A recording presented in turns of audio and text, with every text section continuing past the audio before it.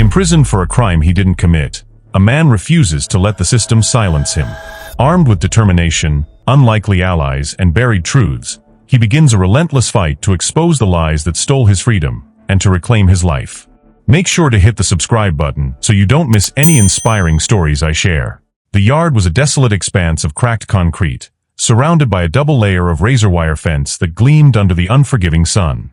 Leon Reyes sat on a weathered wooden bench, his hands clasped loosely between his knees, his gaze fixed on the hills in the distance. The world beyond those fences might as well have been a dream, a place he could picture but would never touch again. Or so the system believed. The metallic clang of the yard gate broke his thoughts, followed by the dull shuffle of inmates milling about. Leon remained motionless, ignoring the cacophony of arguments and laughter around him. After 7 years inside Fulton County Correctional Facility, the chaos had become nothing more than background noise. He had learned to keep his head down, to blend into the scenery. Survival in this place demanded invisibility. But invisibility did not mean inaction. 7 years ago, Leon Reyes had been dragged from his home in handcuffs, accused of a crime he didn't commit. Marcus, his childhood best friend, and Tasha, Marcus's girlfriend, had been found shot to death in their apartment. The police painted Leon as the jealous ex-lover of Tasha, driven to rage after seeing her with another man. The trial was a farce, and the jury believed every damning word. The prosecution produced a gun allegedly registered to Leon, found conveniently in a dumpster 2 blocks from the crime scene. Witnesses, friends from his old neighborhood, testified that he had a temper and often argued with Marcus. His court-appointed lawyer barely mounted a defense, stumbling over cross-examinations and failing to challenge the integrity of the evidence. Leon had shouted his innocence during sentencing, his voice cracking as he pleaded with a judge to see the truth. But the gavel struck like thunder, silencing him forever. Life without parole. The sting of that moment hadn't dulled over the years. If anything, it burned hotter, sharper. Every day spent within the prison's concrete walls only fed his determination to fight back. He wasn't just a man trapped behind bars. He was a man wronged, a man with a mission. From the corner of his eye, Leon noticed a group of inmates gathering near the far end of the yard. Fights usually broke out around this time, just before lunch. The guards would storm in, batons raised, breaking bones and asserting dominance before dragging someone to solitary confinement. Leon had no interest in the spectacle.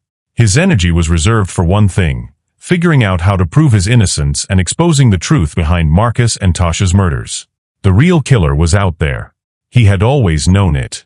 The police hadn't looked beyond him because it was easier to pin it on the guy who had once loved Tasha, easier to spin a story the public would lap up. And someone had made sure the pieces fit. Leon didn't just want freedom.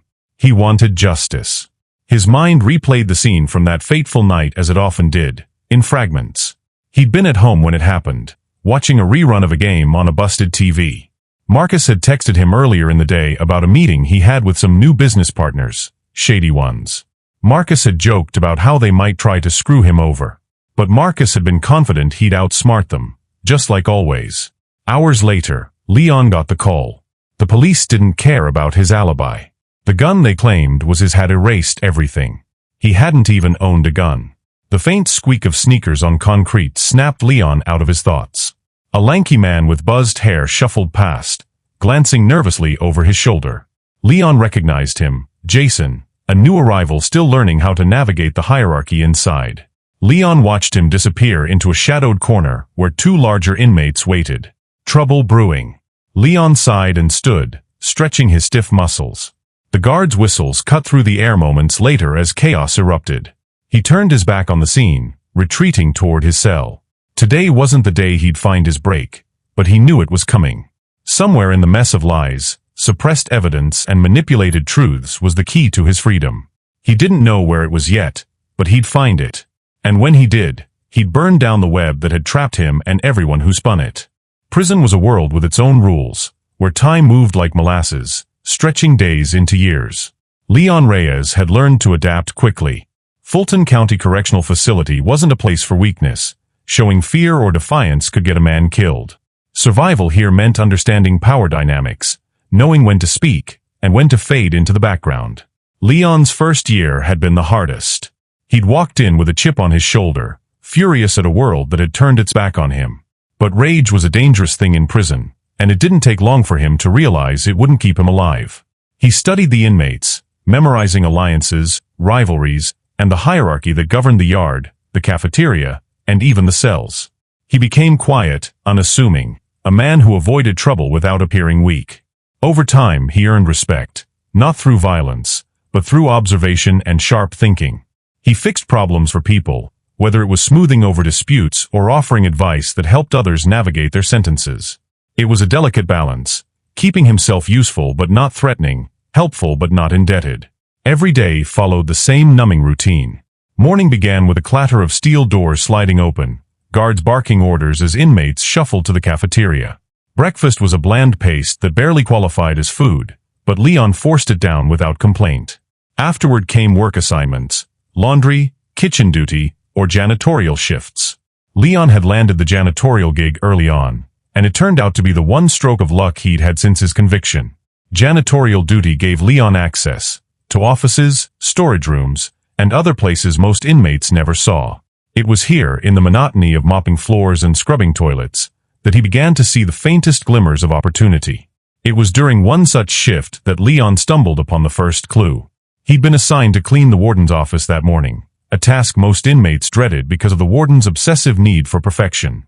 Leon worked methodically, wiping every surface until it gleamed, his movements efficient and deliberate.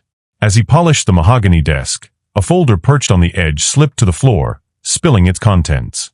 Leon froze, glancing at the camera mounted in the corner of the room. It was an old model, the type that recorded in bursts rather than streaming live. He had seconds to act. Kneeling, Leon gathered the scattered papers, his eyes scanning the pages as he stacked them. One document caught his attention immediately, a grainy photo of a man stepping out of an apartment building. The timestamp in the corner read 11:47 p.m., the night Marcus and Tasha were murdered. Leon's pulse quickened. The man in the photo wasn't him. There was a name in the report attached to the photo, Isaiah Crane. Leon didn't know the name, but the accompanying details painted a damning picture. Isaiah had a rap sheet that included burglary, assault, and a connection to Marcus through a series of shady business deals. Leon's mind raced. Why hadn't this come up in his trial? The report had been marked inadmissible, the reason listed in small print, insufficient corroborating evidence. The system had buried it. Sliding the folder back onto the desk, Leon finished his cleaning and exited the office, his heart pounding. He'd found something. Not much, but enough to ignite the fire inside him. That night, in the dim confines of his cell, Leon replayed the discovery over and over in his mind. If the man in the photo had been at Marcus's apartment that night, why hadn't the police pursued him? And why had this evidence been excluded from the trial? The questions churned in his head like a storm, drowning out the din of the prison around him. Leon knew he couldn't confront this alone. He needed someone on the outside, someone with resources and a voice that could be heard beyond these walls. He thought of Julia Ortiz. Julia had been one of the few people who believed in his innocence from the start. She'd been a local journalist back then, covering his trial with a skeptical eye. After the conviction, she tried to dig deeper, publishing a series of articles questioning the integrity of the investigation. But time had passed, and the world had moved on. Leon had no way to contact her directly, but there was one person in Fulton who could help: Jax. Jax was a wiry man with a mop of unruly curls and sharp, calculating eyes. He ran the prison's underground network, smuggling everything from contraband cigarettes to messages. If you needed something, Jax was the man to see, provided you had something to trade. Leon approached him during recreation, the two of them leaning casually against a wall near the basketball court.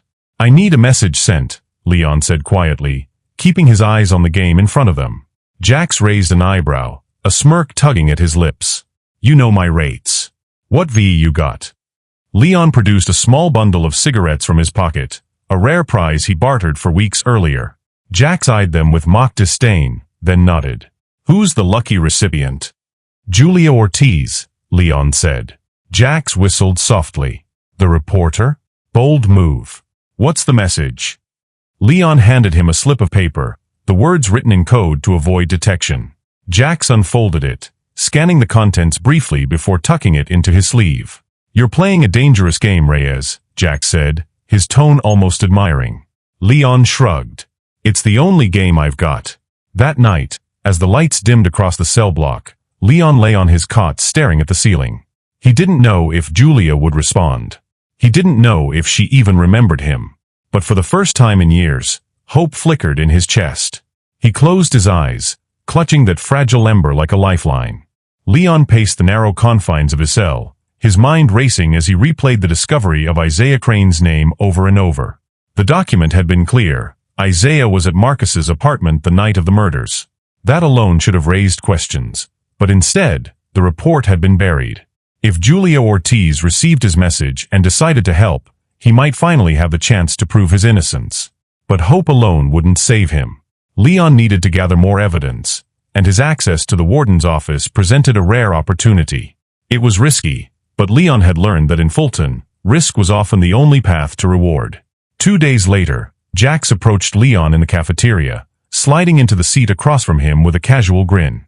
"Your reporter friend still got a soft spot for you," Jax said, keeping his voice low. She sent a reply.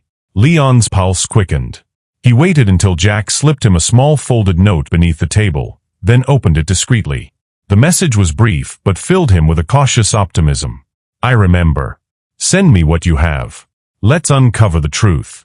Julia's response was exactly what Leon needed to hear. For the first time in 7 years, he wasn't alone in his fight. That evening, Leon began crafting a plan. He would use his janitorial position to access the warden's office again, searching for anything else related to Isaiah Crane or Marcus's dealings. But this time, he wouldn't rely on memory alone. He needed to smuggle out specific details to Julia. Leon knew the risks. The warden was meticulous, and the guards were quick to pounce on any sign of disobedience. If he was caught, it wouldn't just mean solitary confinement. It could mean losing the slim chance he had to clear his name. He began preparing in small ways. He used a pencil nub to sharpen a piece of plastic from a broken mop handle, fashioning it into a crude stylus. With it, he could etch notes onto the blank backs of inmate request forms, a common piece of paper no one would question him carrying. Each night, Leon practiced writing in tiny, precise lettering, ensuring the notes could hold as much detail as possible. The next time Leon was assigned to the warden's office, he worked carefully, his every move calculated. He polished the desk with slow, deliberate strokes, waiting for an opportunity. The warden was out on rounds, but Leon knew he had only minutes before someone checked in on him. He opened a filing cabinet drawer labeled, "Case Records," closed. His hands moved quickly, flipping through folders until he found the name, Marcus Hale. Leon's eyes scanned the documents, pulling out details he hadn't known before. Marcus had been in deep with a group tied to shady real estate deals. The land he'd been brokering was connected to a development project that threatened to displace dozens of families. It wasn't hard to imagine that Marcus had made enemies who might have wanted him dead. One document stood out, a list of names tied to the development project. Isaiah Crane's name was there, alongside several others Leon didn't recognize. He copied the names onto the back of a request form, his hands trembling slightly as he worked. Footsteps echoed in the hall. Leon shoved the folder back into place, slid the form into his pocket, and resumed polishing the desk just as the door opened. "You almost done in here, Reyes?" a guard asked, his tone gruff. "Just finishing up," Leon said, keeping his voice steady. The guard grunted and leaned against the doorframe, watching as Leon completed his work.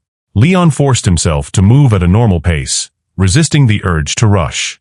When he was finally dismissed, his heart pounded in relief as he walked back to the janitorial closet, the stolen information burning a hole in his pocket.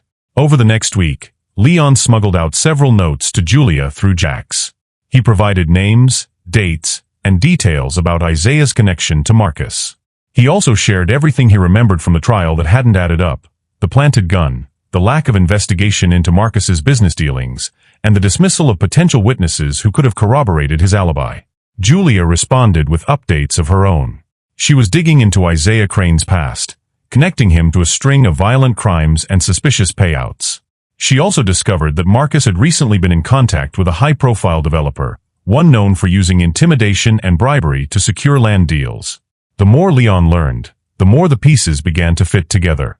Marcus's murder hadn't been about jealousy or personal vendettas. It was about money and power. And someone had gone to great lengths to ensure Leon took the fall. One evening, Jax found Leon in the yard, leaning against the fence and staring into the distance. "You're making waves, Reyes," Jax said, his tone half-warning, half-admiring. Leon turned to him. "What do you mean?" "Words getting around. Guards are talking about you. Warden, too." Jax hesitated, then added, "You're lucky they don't know what you're up to yet. But they're watching you closer now." Leon nodded, his expression unreadable. He had expected this. "Thanks for the heads up. Just be careful," Jax said, clapping him on the shoulder. "Whatever you're chasing, don't get yourself killed over it." Leon didn't reply. He couldn't afford to stop now, no matter the risks. For 7 years, he had lived in a cage built on lies. If there was a chance to tear it down, he would take it, even if it cost him everything. As the sun dipped below the horizon, casting the yard in shadows, Leon stood a little taller. The road ahead was treacherous, but he wasn't walking it alone anymore. Together, he and Julia were chipping away at the walls of deception, one piece at a time. The newsroom was dimly lit, buzzing with the quiet hum of computers and the occasional murmur of reporters on late-night deadlines. Julia Ortiz sat at her cluttered desk, her eyes fixed on the names Leon had sent her. A steaming mug of coffee sat untouched beside her, forgotten as she pored over the details. Isaiah Crane. Real estate. Payouts. The puzzle pieces were there, but they didn't form a full picture yet. Julia leaned back in her chair, rubbing her temples. Leon had trusted her with this information, and she couldn't afford to let him down. This wasn't just about proving his innocence, it was about uncovering a system rotten to its core. She started with the name Isaiah Crane.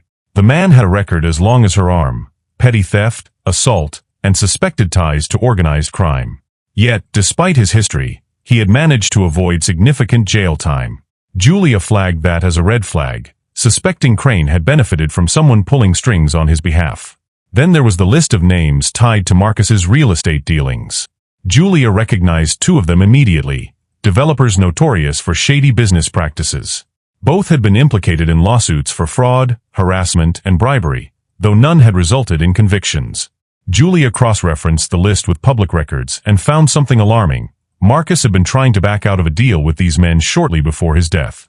Julia's next move was to dig into Marcus's financials. Using her network of contacts, she obtained his bank records, finding a series of payments to and from shell companies linked to the developers. The amounts were large, suspiciously so. One payment in particular stood out, a $50,000 transfer from Marcus to a company owned by Isaiah Crane, dated 3 days before the murder. Why would Marcus pay someone like Isaiah? Julia wondered. The deeper she dug, the murkier the picture became. Marcus had been under pressure, likely blackmailed or extorted into facilitating the land deal. It explained why he might have sought to back out. Perhaps he realized he was in over his head. Julia's investigations weren't going unnoticed. She arrived home late one night to find a black sedan parked across the street, its headlights off but engine idling. A chill ran down her spine, but she ignored it, locking her door behind her and drawing the curtains tight. She knew the risks of poking into powerful people's business, but she couldn't stop. Over the next few days, anonymous phone calls started coming in. At first, they were silent, the line dead on the other end. Then came the veiled threats. "You're digging in places you shouldn't. Let it go." Julia recorded every call and reported them to the police, though she knew it would lead nowhere. The developers and their associates were untouchable, at least for now. Despite the threats, Julia pressed on. She published her first exposé, focusing on Isaiah Crane and his connection to Marcus's murder. The article included evidence Leon had sent her, the inadmissible photo placing Isaiah at the scene, the payments linking him to Marcus, and the criminal activities that should have made him a prime suspect. The article spread like wildfire, reigniting public interest in Leon's case. Social media exploded with hashtags demanding justice for Leon and accountability for the system that had failed him. Protests began forming outside Fulton County Correctional Facility, the crowds growing louder by the day. Inside the prison, Leon felt the ripple effects of Julia's work. Guards whispered about the article, and the warden's gaze lingered on Leon longer than usual during inspections. Tension crackled in the air, a mix of suspicion and unease. Leon heard the news from Jax during a routine recreation period. "Your girl's stirring the pot," Jax said, sliding a folded newspaper into Leon's hands. "You're the talk of the place." Leon scanned the article, his heart pounding with each paragraph. Julia had done it. She had put Isaiah Crane in the spotlight and raised serious questions about the validity of his conviction. Looks like your plan's working, Jax added, but his tone carried a note of caution. Be careful. Warden doesn't like it when his house gets attention. Leon nodded, folding the paper and tucking it into his waistband. He knew the risks, but seeing his name alongside the word innocence felt like a lifeline, pulling him closer to the truth. Meanwhile, Julia's investigation began uncovering more disturbing connections. She found evidence of police officers accepting bribes during Leon's original investigation, turning a blind eye to Isaiah's involvement. One officer, in particular, had been paid handsomely to find the gun used in the murders, a weapon Leon had never owned. Julia also uncovered records showing that Marcus's murder had been officially labeled a crime of passion within days, even before key witnesses were interviewed. The rush to close the case was deliberate, designed to protect the developers and their investments. Each new piece of evidence painted a clearer picture. Leon had been a scapegoat, chosen because his history with Tasha made him an easy target. As Julia pieced the story together, she faced mounting pressure to stop. Her editor received threatening emails, warning him to pull the article or face legal consequences. Julia's car was vandalized, its tires slashed and windshield cracked. But she refused to back down. Her second article was even more damning, naming specific officers and developers involved in the cover-up. It concluded with a bold statement. Leon Reyes has spent 7 years behind bars for a crime he didn't commit. It's time for justice to prevail.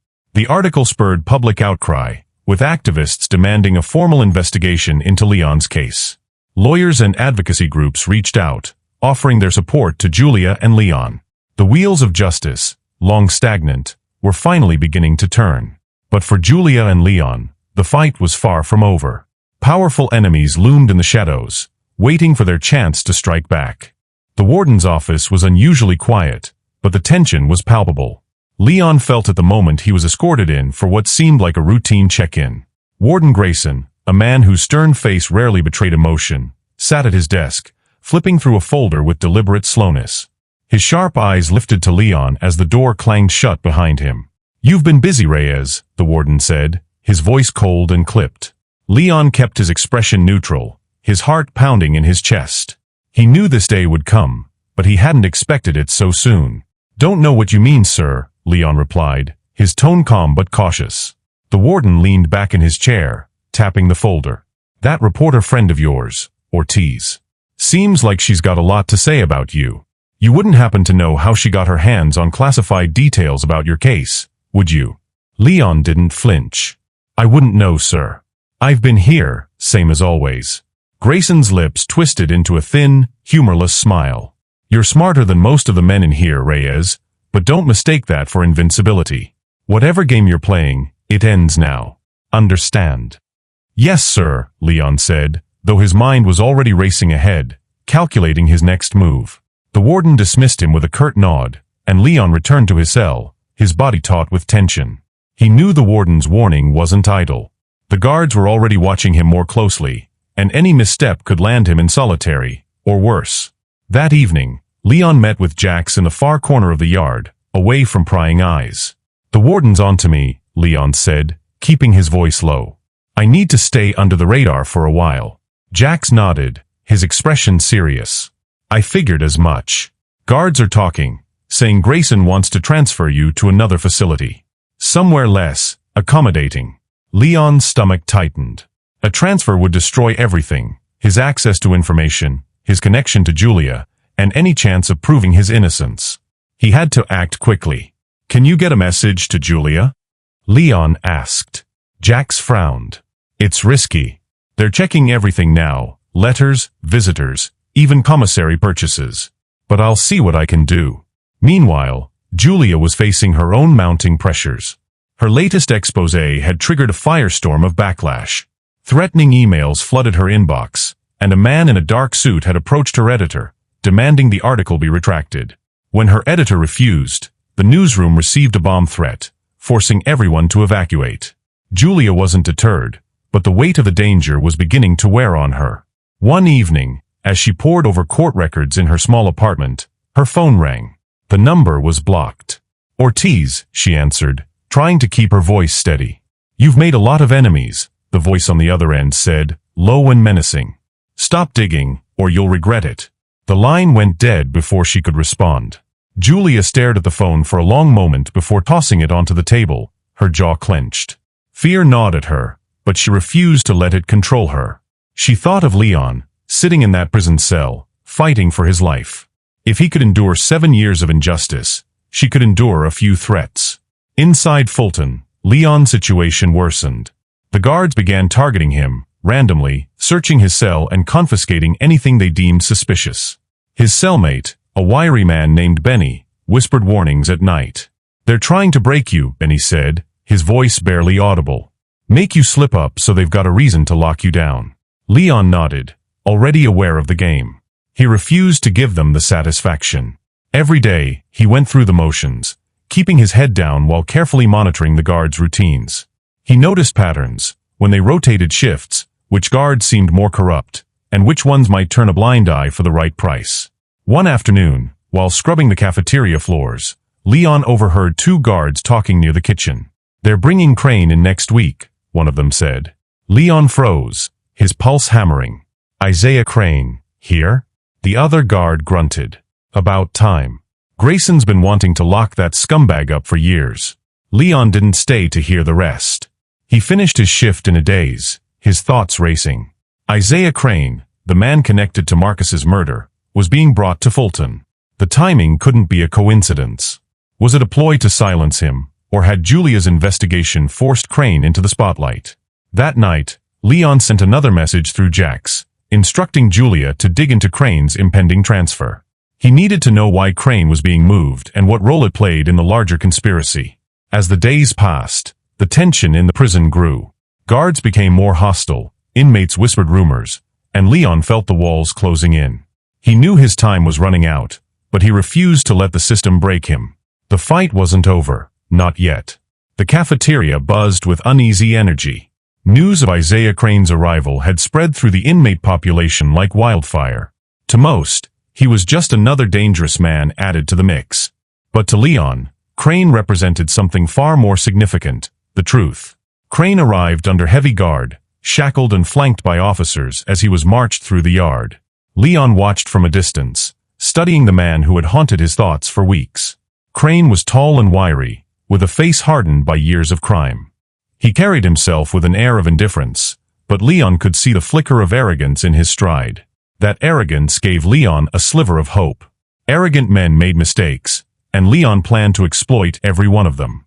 Meanwhile, Julia had been relentless in her investigation. The impending transfer of Isaiah Crane had drawn her attention, and her sources confirmed Leon's suspicions. Crane's sudden arrest was directly tied to Julia's exposés. The renewed scrutiny on Leon's case had forced authorities to reopen old files, and Crane's name had come up repeatedly.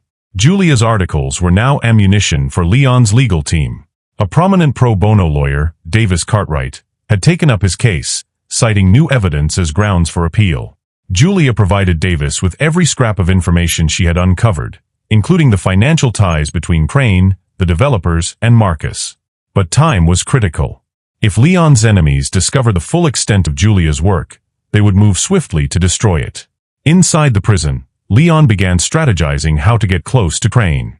It wasn't easy. Crane was placed in a separate block, kept isolated due to his reputation. But Leon's years of studying Fulton's inner workings gave him an edge. Through Jax, Leon orchestrated a series of trades and favors to ensure he was reassigned to kitchen duty, which would put him near Crane during mealtimes. It took weeks of careful maneuvering, but eventually, Leon found himself stationed near the serving line, just as Crane entered the cafeteria. Leon seized his chance. As Crane passed, Leon called out, his voice low but firm. "Hey, Crane. We need to talk." Crane paused, his eyes narrowing as he turned toward Leon. "Who the hell are you?" "Someone who knows you were there the night Marcus Hale died." The cafeteria noise seemed to fade as Crane stared at Leon, his expression shifting from confusion to recognition. He sneered, stepping closer. "You're that guy they pinned it on, huh? Guess you drew the short straw." Leon forced himself to remain calm, his hands steady as he placed a tray on the counter. "I'm the guy who's going to make sure the truth comes out. And you're going to help me." Crane laughed, loud enough to draw glances from nearby guards. "You've got guts, I'll give you that. But I don't know anything about your friend or his girl. That's your mess, not mine." Leon leaned in, his voice barely above a whisper. Maybe. But I know about the money Marcus paid you. I know about the developers. And I know you didn't do this alone. Crane's smirk faltered for a fraction of a second. It was enough. I don't know what you're talking about, Crane said, his tone sharper now. Stay out of my business, or you'll regret it. Leon watched as Crane walked away, but he felt a surge of triumph. The cracks were there. Now he just had to widen them. That night, Leon sat in his cell, replaying the encounter. He knew Crane was rattled, but he also knew Crane wouldn't give him anything willingly. If he wanted answers, he'd have to find another way to apply pressure. Meanwhile, Julia's exposés had gained traction in the legal system. Leon's lawyer, Davis, filed a motion for an emergency appeal, citing the new evidence as grounds for a retrial. The media frenzy surrounding the case made it impossible for the courts to ignore, and a date was set for Leon's appeal hearing. The announcement sent shockwaves through Fulton. The guards became more aggressive, openly taunting Leon during inspections. The warden's threats became more direct. "You're wasting your time," Warden Grayson said one morning during roll call. "The system doesn't care about you, Reyes. Even if you get a hearing, they'll chew you up and spit you out. Just like always." Leon met the warden's gaze, unflinching. "We'll see." The weeks leading up to the appeal were tense. Julia continued to face threats, her resolve tested daily. She doubled her security measures, working from undisclosed locations as she prepared to testify at the hearing. Her articles had laid the groundwork, but she knew her testimony could make or break Leon's case. Inside Fulton, Leon managed to orchestrate another encounter with Crane. This time, he played his final card. "I know the developers you worked for," Leon said, his voice steady. "And I know they'll throw you under the bus if it means saving themselves. Help me, and I can make sure you don't go down alone." Crane hesitated, his bravado faltering. For the first time, Leon saw a flicker of fear in the man's eyes. "You don't know what you're asking," Crane muttered. "I know exactly what I'm asking," Leon replied. "And you know I'm right." The day of the appeal hearing arrived. Leon was escorted into the courtroom, shackled but resolute. Julia sat in the gallery, flanked by Davis and several reporters. The tension in the room was palpable as Davis presented the new evidence, the photo of Isaiah Crane, the financial ties to the developers, and the corruption that had tainted the original investigation. Julia testified about her findings, detailing the conspiracy that had framed Leon. Her words were clear, passionate, and damning. As the hearing progressed, the weight of the truth became undeniable. The judge ordered an immediate review of the case, granting Leon the chance he had fought for so long to achieve. For the first time in 7 years, Leon felt hope surge through him. The system hadn't defeated him yet. The sound of the courtroom gavel rang out like thunder, silencing the room. The judge, a stern-faced woman with piercing eyes, shuffled the papers before her as she addressed the court. After reviewing the evidence presented, it is the opinion of this court that Leon Reyes was unjustly convicted due to procedural misconduct, suppression of exculpatory evidence, and egregious investigative failures. Mr. Reyes, your conviction is hereby overturned. You are free to go. The words hung in the air, unreal and heavy. Leon sat motionless for a moment, his hands gripping the edge of the defense table as if afraid the reality would slip away. When the judge stood and exited, the room erupted in murmurs and gasps. Leon turned to Julia, who was seated behind him. Her face was a mixture of relief and exhaustion, her hands trembling slightly as she gave him a small smile. "You did it," she said quietly. "No," Leon replied, his voice thick with emotion. "We did it." Leon's release from Fulton County Correctional Facility was met with media chaos. Cameras flashed as reporters jostled for position outside the gates. Protesters, holding signs that read "Justice for Leon" and "End Corruption," cheered as he stepped into the sunlight for the first time in 7 years. Leon paused, taking a deep breath of the crisp, cold air. The noise, the chaos, it didn't matter. What mattered was the open sky above him, the weight of the walls behind him finally gone. Julia was waiting near the gates, her arms crossed, her expression unreadable. When Leon approached, she stepped forward and hugged him tightly. "I almost didn't think this day would come," she admitted, her voice muffled against his shoulder. "Neither did I," Leon replied. "But now it's here, and I'm not wasting it. I hope you enjoyed this story. I'm sure you'll also love the next one." Click on the video on the screen right now, and don't forget to subscribe if you want to see more videos like this in the future. Thank you for watching until the end. See you soon.